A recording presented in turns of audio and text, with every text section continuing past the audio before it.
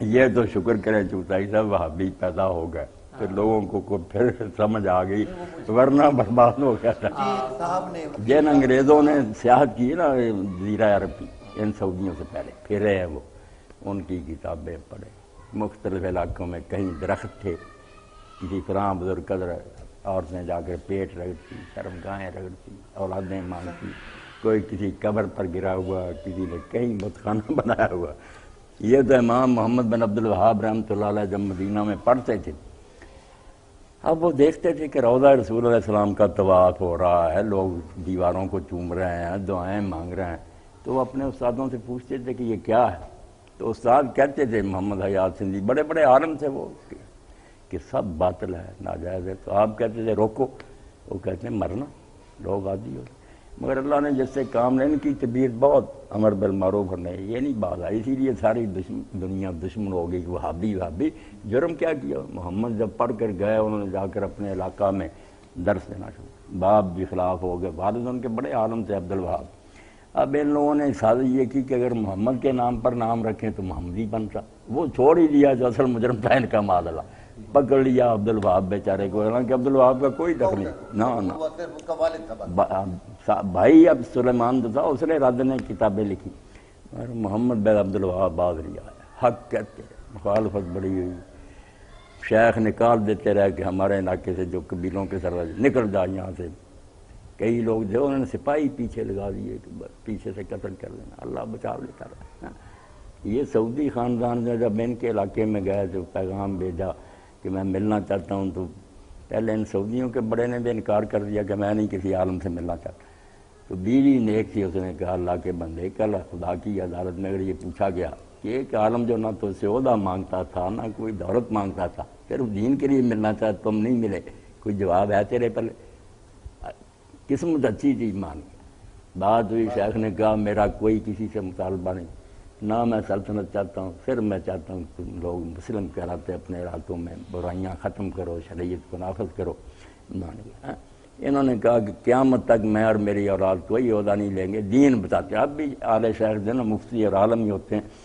ان کے ساتھ معاہدہ چلو، انہوں نے اپنے علاقے میں جاری کیا، پھر دوسرے علاقے کے سرداروں کو پیغام بھیجے کہ تم بھی یہ جاری کر دو، ہمارے بھائی ہو، ورنہ ہم تمہارے خلاف جہاد کریں۔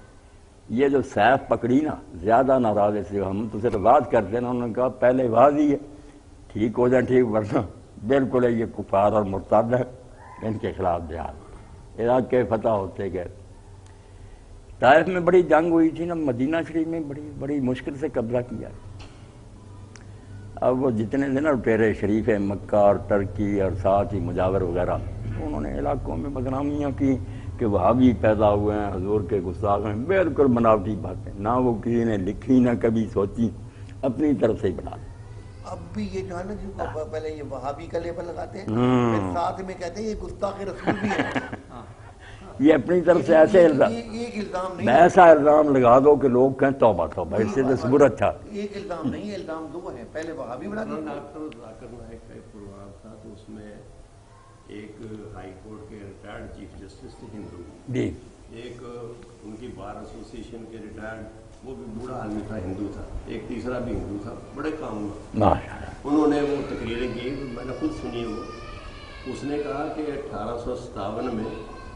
سب سے زیادہ حصہ وہابیوں کا ہے، ہندوؤں کو تو بہت اس میں برائے نام ہے، نہیں ہندوؤں اس نے تسلیم کیا کہ میں ہندو ہوں، لیکن میں یہ تسلیم کرتا ہوں کہ اس میں سب سے زیادہ حصہ جو ہے وہابیوں کا ہے۔ بالکل جو تو کوئی ڈھونگ سے بنا تھا کہ جی وہ کارتوسوں کو گائے کی چربی اور سور کی چربی لگی ہوئی ہے، اور اس کے علاوہ یہ جنگ پھوٹ پڑی ہے اور وہ غدر پھیل گیا، اور اس کو انگریزوں نے وہ غدر کہا تھا۔ لیکن اس میں حقیقت یہ ہے کہ اس میں یہ جس کو ہم وہابی کہتے ہیں نا، یہ انہوں نے اس تحریک کو شروع کیا تھا، انہوں نے کہ یہ دین کی طرف ہے بات۔ جو اس زمانہ میں بنگال اور بہار کا گورنر تھا نا، سر ولیم میورک، دینی کتابیں بھی لکھی اس نے حضور کے خلاف السلام کی، اس نے پھر آور انڈین مسلمان لکھی ہے نا، اس میں ساری حکومت کو اس نے رپورٹ دی کمپنی کو کہ یہ لوگ مفسد اور ڈاکو نہیں ہیں دیندار، بہت با کردار لوگ ہیں، مگر ان کا عقیدہ جو ہے نا وہابیہ کا، وہ ان کو امن سے نہیں بیٹھنے دیتے، یہ سمجھتے ہیں کہ غیر مسلم حکومت جو ہے نا اس کا مسلط ہونا یہ شرک ہے، اگر ہم اس لیے اپنے نہیں، اس نے انصاف سے کہا کہ وہ اپنے صحیح عقیدے کی وجہ سے نا، ورنہ یہ کوئی شرارتی لوگ نہیں ہیں ان سے زیادہ نیک میں نے کوئی نہیں دیکھا، مگر کیا کریں، وہ سمجھتے ہیں کہ یہ طاغوتی حکومتیں ہم ان کے زیر سایہ رہیں تو ہمارا ایمان ہی دے دیتے ہیں۔ وہ جو مقدمے بنے پھر بعد میں تحریک کے ختم ہونے کے بعد، جو امبالہ اور پٹنہ اور دوسرے کتنے بڑے بڑے لوگ تھے بیچارے، جن کے ان کی جاگیریں ضبط ہوئیں، مکان مسمار کر دیے گئے، بیچاروں کو پھانسیوں پر لٹ گیا، کوئی ظاہر انڈمان میں بھیج دیے گئے، 20,000 آدمی وہاں کالے پانی میں مر گیا جا کر۔ انڈمان پہ جب اس لیے یہ لوگ جو تھے نا گورنمنٹ کے ساتھی، انہوں نے جب بہانے بنائے یہ وہابی اٹھیں ساتھ نہ، تو لوگوں کو ہٹایا نہ، ورنہ ساری دنیا ساتھ ہو جاتی، انگریزی حکومت کا تختہ اٹھ جاتا۔ تو میر سودا اس زمانے میں چغتائی صاحب دہلی میں تھے نا، وہ مجاہدین کے حامی تھے۔ تو جب سید احمد شہید اور شاہ اسماعیل شہید یہ سارے لوگ مارے گئے، تو انہوں نے پھر ایک ربائی کہی، سودا کے مارے عشق میں شیریں سے کوہ کن، بازی اگرچہ پا نہ سکا سر تو کھو سکا، کس منہ سے اپنے آپ کو کہتا عشق باز، اے روح سیاہ تجھ سے تو یہ بھی نہ ہو سکا۔ پلیٹوں پر بیٹھے ختم دیتے رہے، تم وہ بیچارے جانے دے گئے اور تم بدنام کرتے ہو وہ وہابی تھے۔ اور یہ اب تک بات نہیں آئی، مسجدیں سنبھالی ہوئی، لوگوں کو بیوقوف بنایا۔ اس زمانے میں بھی لوگ نہیں کہتے کہ یار وہابیہ کی کتاب دو نا ہمیں، ہم پڑھیں کہ وہ کیا کہتے۔ امام محمد کی، ان کی اولاد کی، سب کی کتابیں آ گئیں، ترجمے ہو گئے۔ اللہ کے بندو، ایسے دیندار لوگ، ان کے خلاف جھوٹا پروپیگنڈا۔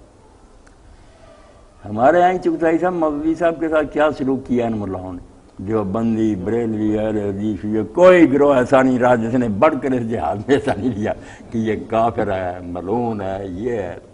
100 یہودی ایک مولوی، نعرہ بنا استغفر اللہ، غلام غوث ہزاروی اور اس کے چیلے یہ نعرے لگاتے۔